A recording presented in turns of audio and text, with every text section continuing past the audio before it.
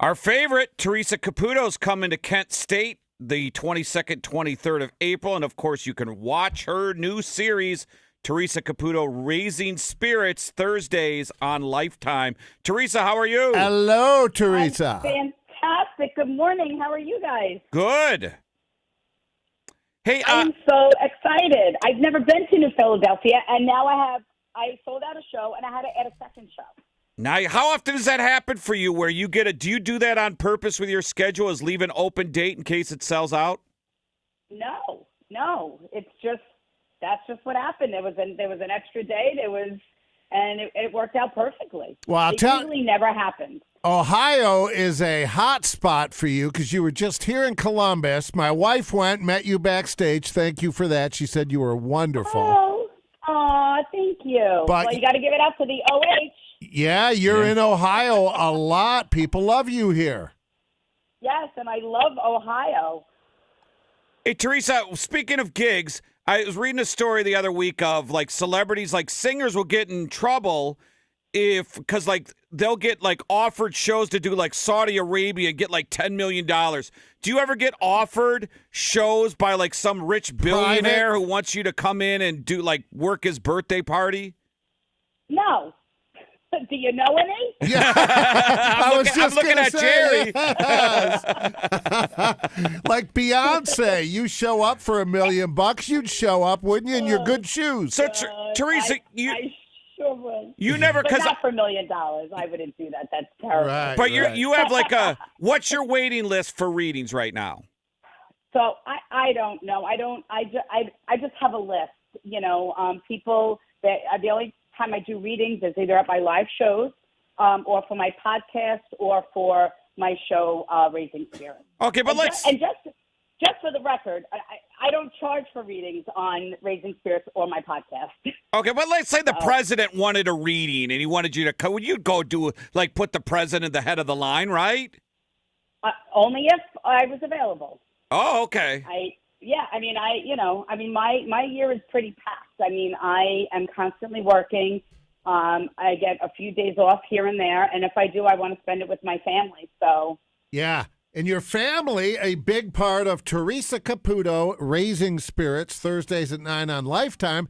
When my wife has it on, which she often does, she'll binge it. She'll tape 3-4 weeks, catch up. Yeah. She'll watch it every other week, whatever. Whenever I see a clip on that, now that you're divorced, like many of us are, but it goes deeper into your family. Your daughter is a big part of this. Your father is a big part of this show. Yeah, and you'll also see a lot of my mom. My mom really wasn't a part of my show years ago, and now, so you see a lot more of my mom, my son Larry and Leah. They just got married. So the family's really growing, and still same shenanigans, but... Sure. Teresa, you look too good. You're not a grandmother, are you? Oh, my God. I'm a grandmother. I'm in the menopause. I'm doing it all. No way. Yeah. You're in the menopause. Did you see that coming? Hey, Teresa, when you started doing this, when was the first time? Do you remember a moment where it was a holy crap, I'm famous moment? Where I'm sure when you're good at what you do and word gets around, oh my God, you got to see Teresa Caputo. She knew this, da-da-da-da-da. When did you realize that, hold it now, I'm starting to get popular? I could say popular. I don't consider myself quote unquote famous.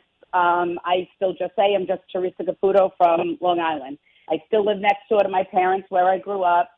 And it is still weird when people just randomly call my name and people recognize me. It's still shocking to me. Well, tell us, Teresa, about this event in Philadelphia, if you could, please.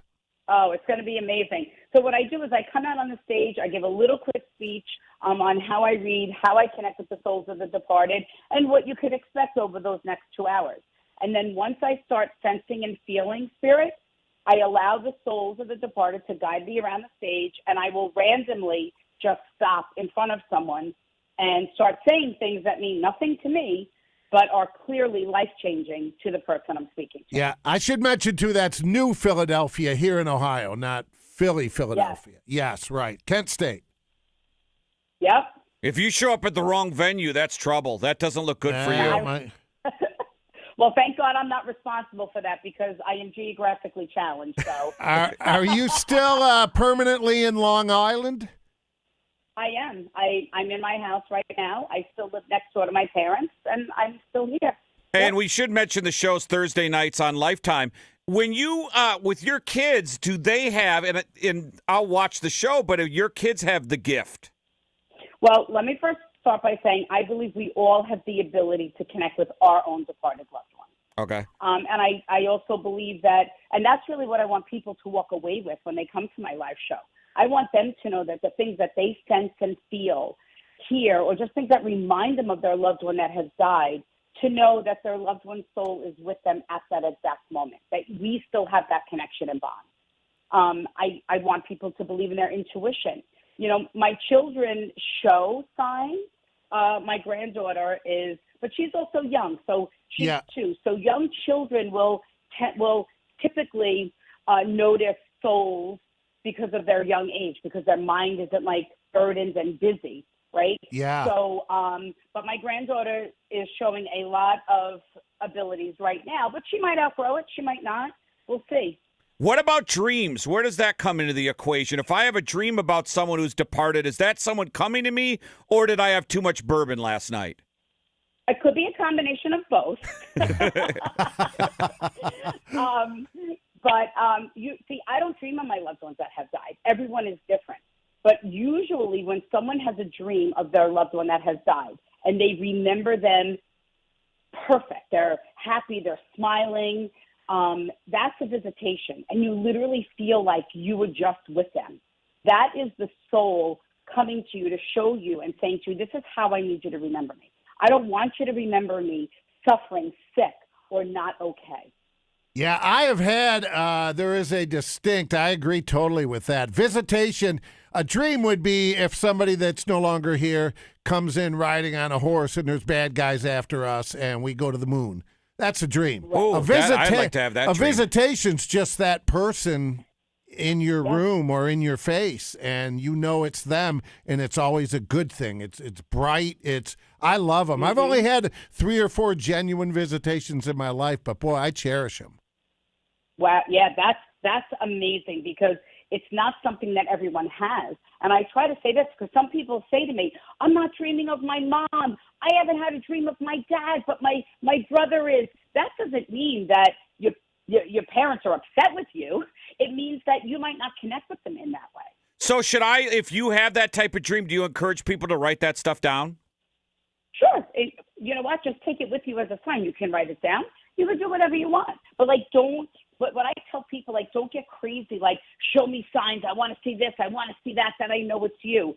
Embrace the things that come from out of nowhere because those are the most beautiful signs when we least expect it. Yeah, you don't still use that silly little tape recorder, do you? I don't.